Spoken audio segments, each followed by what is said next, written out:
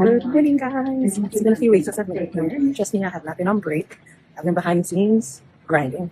My business partner and I actually hired 2 engineers, one in China and the other in India, to help validate Samaan's, what will be Samaan's first signature product, which will be our carry-on luggage. Carry with C-A-R-I, affectionately named after my grandmother Caridad, who inspired me to start this brand. Our Indian engineer, his scope of work was essentially to take all of my wishes and put them into 3D rendering. So everything that I had sketched and I imagined for this bag, the front split door openings, the retractable wheels, all of it. And I'm so pleased that it's actually possible from an engineering standpoint. However, the scope of work for our Chinese engineer was to do more manufacturing background and research to see, what the manufacturing tooling costs might be to like injection molding to create a product like this. Turns out, about $50,000, no big deal. So obviously, huge reality check. And even taking into consideration the intellectual property research that goes into something like this, because there are legacy brands such as Samsonite who either have held or currently still hold 20-year patents on retractable wheel mechanisms on suitcases, which interestingly, they have not tapped into. And for my research, I'm still trying to figure out why. I have my theories, but why wouldn't they? They're a multi-billion-dollar company, right?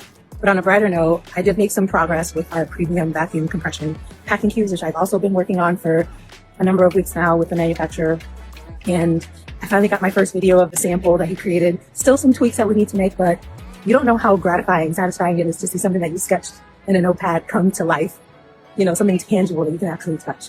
So hopefully with sometime this year, the next few weeks, we'll be able to do kind of a soft launch on those packing cubes. What I really want is, to validate market acceptance and see how many people would even be interested, figure out the correct price point, and honestly to get feedback on the product itself. I've been reading this book by author Seth Godin, and he talks about this concept called the dip. He basically says the dip is the period, this long slog period between starting something new and mastering it, simply where most people give up because it gets hard, it's long, you get frustrated, you're anxious, and in my case, you're not always sure that you know what you're doing.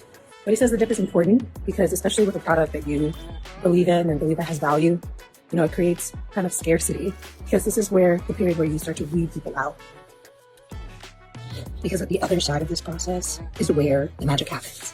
And I believe in what I'm creating, and I want people to feel that finally moment when they try our products. So to me, it's worth it to do the due diligence and really test it and make sure that it's something quality that I put out there, especially as a minority founder.